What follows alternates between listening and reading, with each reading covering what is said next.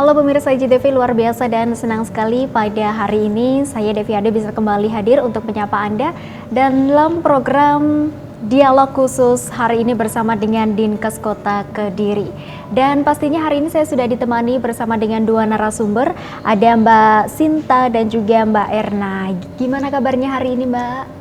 Alhamdulillah sehat ya. Sehat luar biasa. Sehat luar biasa, pasti harus selalu sehat ya.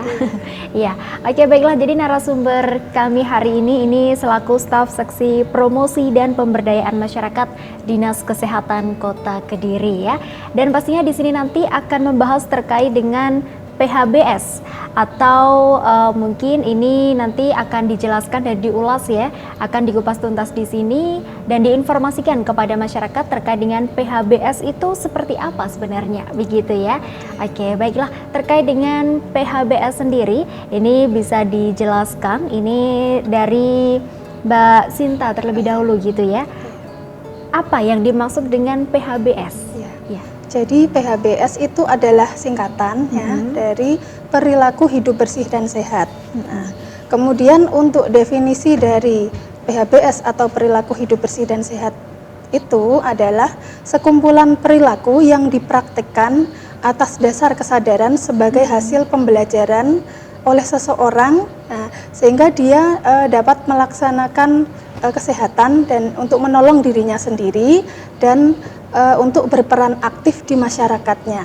Ya, mungkin kalau dilihat dari definisi itu agak panjang. Jadi sebetulnya intinya PHBS itu apa yang bisa kita lakukan atau individu itu lakukan untuk bisa menjaga kesehatannya sendiri dan berperan aktif di masyarakatnya. Kira-kira seperti itu. Baik, kalau untuk tadi kan sudah dijelaskan gitu ya, apa perilaku apa yang bisa dilakukan oleh diri kita sendiri gitu ya. Nah, ini hal kecil apa ini dari perilaku hidup bersih dan sehat yang bisa kita lakukan dari diri kita sendiri? Ya, yang pasti menjaga kebersihan itu bisa. Nah, terus seperti menjaga kebersihan lingkungan di rumah. Nah, seperti mencegah adanya jentik nyamuk dengan melakukan pemberantasan sarang nyamuk, itu juga bisa dilakukan. Terus untuk diri kita sendiri supaya tetap sehat, kita harus menjaga makan kita dengan diet untuk yang sehat. Jadi selalu makan sayur dan buah dalam setiap menu sehari-hari yang kita makan. Nah, kemudian juga selalu beraktivitas fisik, karena aktivitas fisik itu juga perlu atau penting untuk menunjang kesehatan, seperti itu misalnya. Oke, baik. Terus kalau kita lihat nih dari tatanannya sendiri, nah PHBS itu ada berapa tatanan dan apa saja tatanan itu? Iya, PHBS itu ada beberapa tatanan, totalnya ada 6 tatanan. Jadi tatanan yang pertama adalah PHBS di tatanan rumah tangga. Nah, kemudian PHBS di tatanan institusi kesehatan atau institusi kesehatan ya. Terus yang ketiga PHBS di tatanan institusi pendidikan atau di tatanan sekolah. Nah, kemudian PHBS di tatanan tempat umum, kemudian PHBS di tatanan tempat kerja dan PHBS di tatanan pondok pesantren. Oke, baik. Ini kita ke Bu Erna terlebih dahulu ya. Ini kalau tadi kita sudah singgung ada salah satu tatanannya yaitu di rumah tangga gitu, Bu. Nah, ini kalau kita ngomongin tentang tatanan rumah tangga, apa saja indikator PHBS yang ada di tatanan rumah tangga ini? Terima kasih Mbak Devi. Iya. Nah, untuk tatanan rumah tangga seperti kita pahami tadi, PHBS rumah tangga ini adalah upaya untuk memberdayakan anggota rumah tangga untuk tahu, mau dan mampu melaksanakan perilaku hidup bersih dan sehat dan aktif melakukan gerakan masyarakat untuk gerakan kesehatan di masyarakat. Nah, 10 indikatornya ada 10. Yang pertama adalah persalinan ditolong oleh tenaga kesehatan. Kalau zaman dahulu kan ditolong oleh dukun ya Mbak ya. Nah, sekarang dengan perilaku hidup sehat ini dianjurkan untuk atau diharuskan bahkan sekarang bahwa persalinan itu ditolong oleh tenaga kesehatan. Nah, yang kedua adalah memberikan ASI eksklusif pada bayi usia 0 sampai 6 bulan. Yaitu pemberian ASI dari mulai lahir sampai usia 6 bulan hanya dengan minum ASI saja. Ya, tidak ada yang lain. Yang lain bolehnya hanya obat saja. Ya.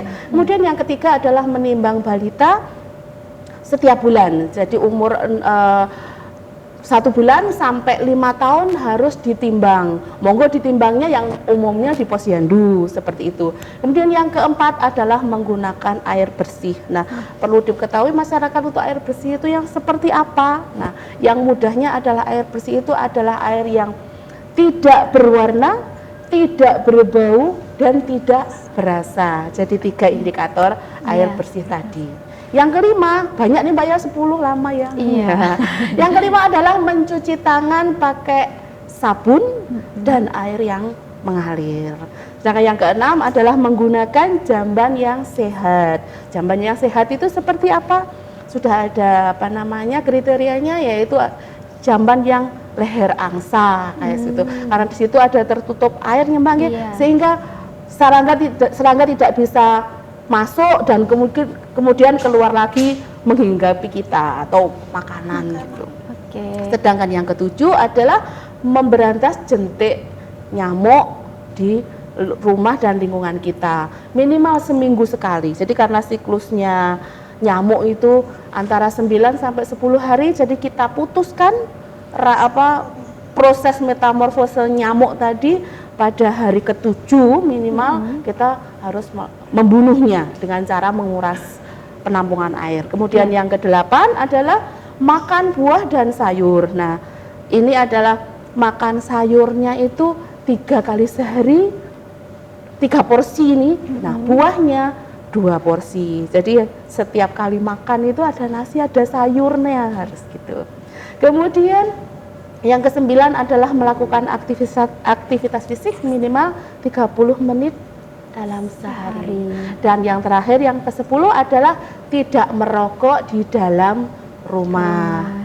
Ya, harapannya sih tidak merokok sama sekali, tapi untuk PHBS ini sampai hari ini masih diputuskan kalau merokok tidak di dalam rumah masih cukup sehat. Tapi kedepannya sebenarnya tidak boleh merokok sama sekali.